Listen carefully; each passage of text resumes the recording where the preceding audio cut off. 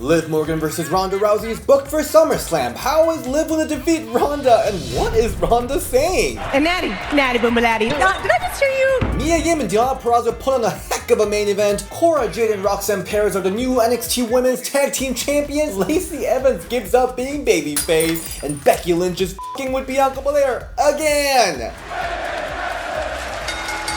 Welcome everyone to Ring the Bell. This is DS. This is Women's Wrestling Weekly. Do you see this robe I'm wearing? This is Rosa Mendes' original. She gave this to me. This is the one she wore in WWE main event because I went to her last wrestling appearance in Pittsburgh. That interview is coming out. It's super spicy, and I know I have a couple interviews in the queue, but I'll make sure to have them out soon. Let's hop on to WWE Raw. This was a pretty chill Raw, and it's almost weird to see women not main event. We first saw Becky Lynch come out to cut a promo wearing a Jade Cargill gear looking jacket. She kind of lost it since Money in the Bank, but she did defeat Asuka on last week's main event on Raw No Holds Barred match, which was absolutely wild. So here she demands a Raw Women's Championship match at SummerSlam against whoever wins this next match, cause we get a Money in the Bank rematch for Raw Women's Championship, Carmella versus Bianca Belair. This match was actually a lot more entertaining than their pay-per-view match, as Carmella was on point tonight, extremely aggressive, and a lot more resourceful. I love how she reversed KOD into a facebuster, which is super cool. At the end, Bianca and Carmella fight outside where Carmella rakes Bianca's eyes, where Bianca sells it the best I've seen ever.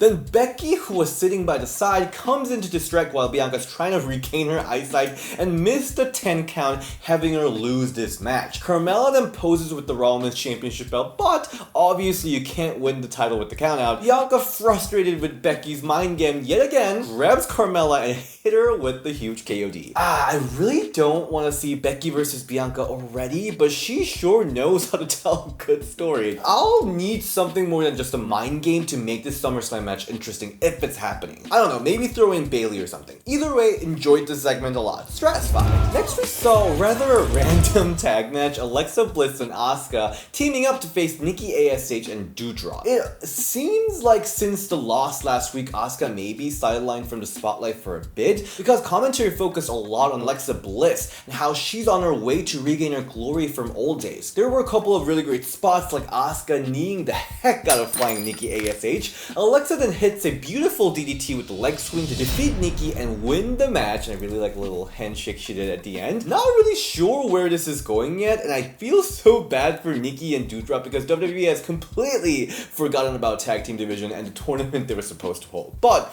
I would like to see Alexa get back to the top, because I'm kind of like really vibing with her, and I do want to see her as a babyface singles competitor. That's something we haven't seen here. By the way guys, you guys really like the 4 Horsewomen Pokemon Sprite merch. We got the season 2 of that, because here I present to you Elite 4 of the Diva era: Melina, Mickie James, Michelle McCool, and Beth Phoenix in a Pokemon Sprite form you've been asking for, so here it is. You can get this merch right here down below.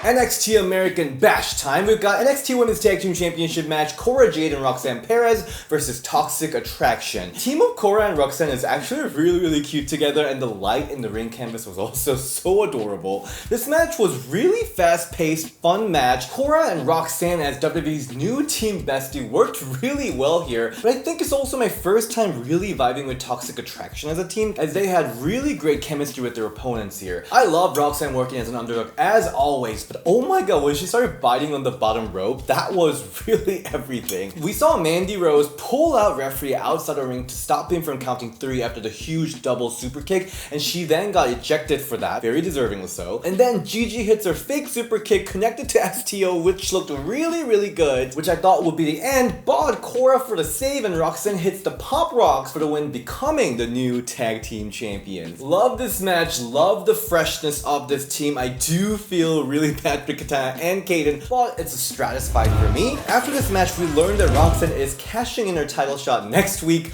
against Mandy Rose. Wait, I thought you cashed it on the tag team championship. Okay. Next we got Tiffany Stratton versus Wendy Chu, and they said Diva when she brought back the classic Divas makeup station fight as they start their brawl with the classic powder smash from Wendy. From there they brawl backstage as they pull AEW going to picture. In the ring we get Camp as Tiffany focuses on Wendy's hand, with mixed effectiveness. I don't know, the only time that I thought a hand attack really looked great was Mia Yim match in Mae Young Classic. At the end though, the match escalates nicely as we see Wendy hit her finisher on Tiffany, but shit kicks out of it. Tiffany then steps on her hand, drop kick Wendy to the corner, and hits a huge corkscrew Vader bomb to pick up the huge win. This was a really fun match, Stratified. AEW Dynamite, we got a tag team match between the team of Thunder Rosa and Toni Storm, now we call Thunderstorm, versus Marina Shafir and Nyla Rose, the Umbrella Academy, because they were holding umbrellas to protect themselves from Thunderstorm. This was more of a showcase for this new tag team, Thunderstorm, as they dominated most of the match and cornered Shafir like what usually heels do. I popped really hard though when Nyla just smashed Toni Storm with the umbrella when the referee was not looking. Later in this match, we saw a huge DDT from the DDT Queen, Toni Storm, huge hip attack, which I love, and they do a tag team version of Thunder Driver to pin Marina Shafir for the win. This match was really fun, although I am curious where this is going. Like, is AEW creating a tag division with all these new tag teams, or is it just face versus face storyline between Toni and Thunder? Either way, it works for me. I'm stratified. Backstage, we saw Stokely officially introduce Layla Gray as the newest member of the Baddies, as Red Velvet is out with an injury. Jade and Kiara though is still unsure of Layla, so I guess we'll see Layla getting some matches to prove herself to them. Impact Wrestling time, Deonna and Chelsea Green backstage solidified their tag team, bringing up their NXT live event team named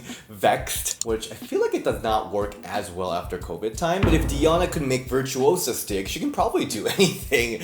Gail Kim, the GM, then comes in to announce singles match between Mickie James and Chelsea Green next week, and save for both that match and the main event Deonna versus Mia, everyone is banned from the ringside. We then see some tag team drama. Tennille, who looked great by the way with the new sleek haircut, got threatening notes from Masha Slamovich. She's obviously very upset about it and tells Giselle to solve the problem.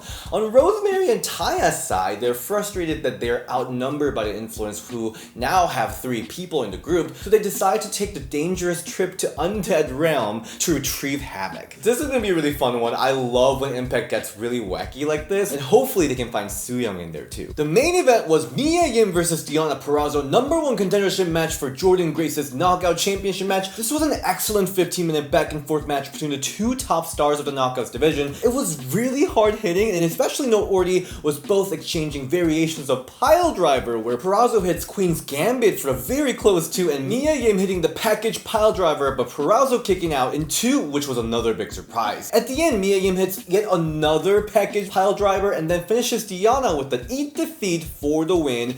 Post-match champion Jordynne Grace comes in to congratulate the winner Mia Yim. This match was absolutely incredible. Great story, great action. I'm so excited to see Mia Yim versus Jordynne Grace in Chicago. I'm very satisfied. AEW Rampage time, we saw another tag match between the team of ROH Women's Champion Mercedes Martinez and Serena Deeb against local competitors. It was basically the same format as before, where they were doing everything you can do, I can do better storyline. Pretty quick squash match, but that sliding knee from Mercedes was so sleek, I loved it. At the end, Serena picks up the win with Serenity Lock, and post-match, she attacks Mercedes Martinez. Pride Month is over, I guess. AEW really has no chill with building storyline, because this effectively ends this tag team in like a couple weeks of it running. I feel like we really need some backstage segments, a sushi restaurant visiting, or counseling, or something to make this split matter more. But either way, if this means we're getting an ROH Women's Championship feud between these 2 veterans, that's gonna be so good. So for now, I'll say stratified. After this match, we learned that for Fyter Fest, we'll see Anna Jay versus Serena Deeb match.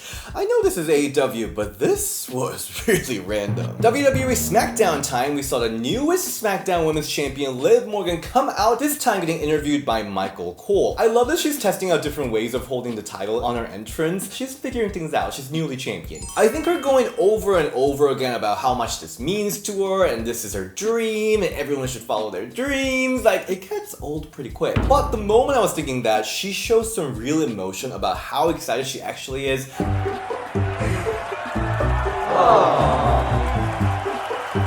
That makes me go, aww, like, okay, go Liv. Shut up! Anyway, we then see Natalya come out to tell Liv to shut the hell up, and then Ronda Rousey come out to my surprise, and Creative is at it again, giving her the microphone, letting her cut the most unserious promo ever. And Natty Boomalatti. Did I just hear you? Someone said that she sounded like Sims speaking, and that was so accurate, because she was absolutely unhinged on the mic, and she was keep going. I'm not really dressed to compete right now? Tejas, Texas, Fort Worth, you know where you're at. You guys want to see me beat the credit out of Natty right now? We then saw a brawl which led to Ronda Rousey versus Natty rematch. It really didn't make sense how quick this was, especially given how much of a classic they put on Money in the Bank. But I do think Ronda Rousey is at her best when she's just the baddest bitch, and while selling her knee injury, she decimated Natty in 3 minutes. I feel bad for Natty, but I think this is a right booking heading into Liv versus Ronda Rousey at SummerSlam, booking Ronda really strong, because I really don't know how Liv is going to defeat Ronda Rousey. I'm scared for her. So I'll say it's working for me. I'm satisfied. Next, we see Aaliyah come out for a tag match, Aaliyah and Lacey Evans versus Shayna Baszler and Shotzi Blackheart. Lacey then comes out, listening to a lukewarm crowd reaction. She goes back in. She does this like 3 times, annoying heck of everyone, and then she cuts a hell of a heel promo saying that she's an American hero and she does not deserve the disrespect from the audience, and she tells people to go to hell. I absolutely love it. It's kind of sad because you can almost tell that Lacey means and believes what she's saying.